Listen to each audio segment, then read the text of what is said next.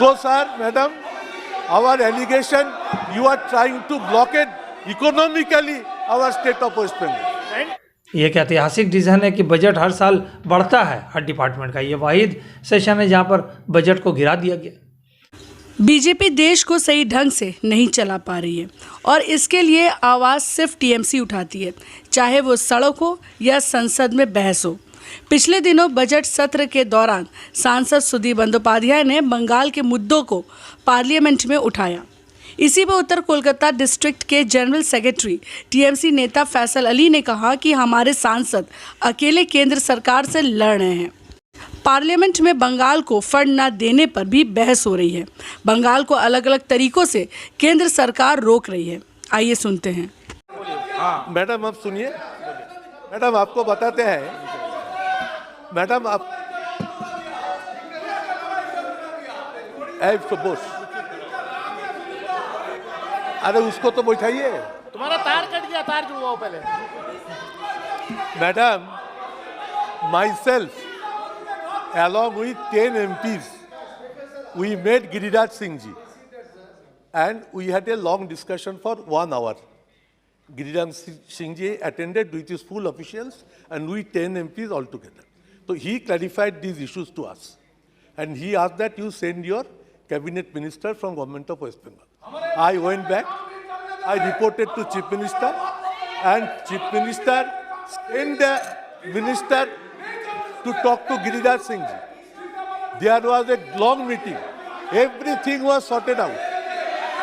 But the 7,000 crore rupees are not being माननीय released. मंत्री जी, So, sir, madam, our allegation, you are trying to blockade economically our state of West Bengal. Anti West Bengal. You are trying to blockade economically our state of West Bengal. Honorable Speaker, sir, he's a very respected member. I have a lot of personal respect for him. I listen for every one of the members. Irrespective of anything that is said in the House, I fully take it because I'm here to answer with due respect. I will do it. Sir, but whilst he may give me, honorable member may give me the details of his meeting with the Honorable Minister Giriraj Singh and everything else.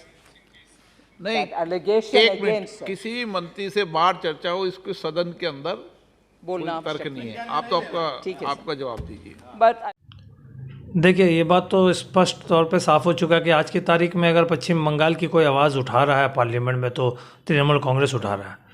आज तृणमूल कांग्रेस का एक ही agenda है, जैसे ममता बनर्जी का जो agenda है कि माँ माटी मानुष के लिए लड़ाई करना। आज सेंट्रल गवर्नमेंट पूरे प्री प्लान्ड वे में लगातार पश्चिम बंगाल के फ़ंड को रोकने की साजिश कर रही है। पश्चिम बंगाल के फ़ंड को हमेशा रोक कर माने सालों के बाद आस्ते आस्ते रिलीज़ किया जाता है। ये फ़ंड पब्लिक का फ़ंड, ये कोई सेंट्रल गवर्नमेंट एहसान नहीं कर रहा बंगाल को देकर। जो टैक्स के माध्यम से यहाँ से कलेक्ट करती है उसके कोटा के हिसाब से उसको हर स्टेट को पैसा मिलता है।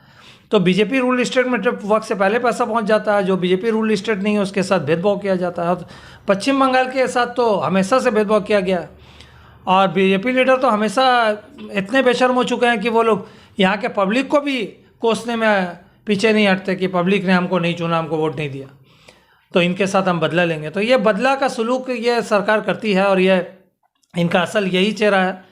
और इकोनॉमिकली बैकवर्ड करने की प्री प्लान साजिश है कि रोक के पैसा भेजो। अब ये पब्लिक का पैसा जो है, पब्लिक के डिफरेंट स्कीम्स जो पश्चिम बंगाल सरकार चला रही है अलग अलग माध्यम से, ये लोगों तक पहुंचने वाला पैसा है। तो ये लोगों तक पहुंचाने के लिए आज तृणमूल सरकार जो है वो लगातार लोकसभा में बीजेपी को घेर रही है। और पार्लियामेंट, ये देखिए, ये बजट सेशन था, यहाँ पर बजट प्लेस के बावजूद भी सेशन ख़त्म होते होते तक हम लोगों के नॉर्थ कलकत्ता के जो एमपी हैं सुदीप बंदोपाध्याय जी, ये आप देखिए जो Lok Sabha leader of the house भी हैं तृणमूल कांग्रेस के, उन्होंने बंगाल का मुद्दा को ख़त्म होते होते भी उठा दिया। और उठाया ही नहीं, इसको लेकर गिरिराज सिंह से लेकर तमाम हर डिपार्टमेंट को कोऑर्डिनेट भी किया पूरे इस बजट सेशन में। छोटा सा सेशन होता है ये पार्लियामेंट का, लेकिन और इसमें बजट में सब बिजी रहता है। उस बिजी शेड्यूल में सारे मंत्री और ऑफिशियल्स को लेकर लगातार मीटिंग करके कि बंगाल का पैसा रिलीज़ करो, कि बंगाल के गवर्नमेंट तक जब पहुंचेगा वो लोगों तक पहुंचेगा, आवाम तक पहुंचेगा, बंगाल के सरकारी कर्मचारी तक पहुंचेगा, उनका पैसा है। जो हम लोग 100 डेज़ का काम कराते हैं, जो अलग अलग कैजुअल लेबर्स हैं, उनके पैसा। डीएनए टॉलरेंस को लेकर लगातार अब बंगाल सरकार पे इल्ज़ाम लगती है कि डीए को लेकर वो टाइम टू टाइम डिसबर्स नहीं कर रही है। उसका रीज़न क्या है? ये एक साजिश है सेंट्रल गवर्नमेंट की, लगातार स्टेट गवर्नमेंट को पैरालाइज करने की, उसके लोगों को परेशान करने के लिए, उसके सरकारी कर्मचारी को परेशान करने के लिए ये पूरी की पूरी साजिश चल रही है।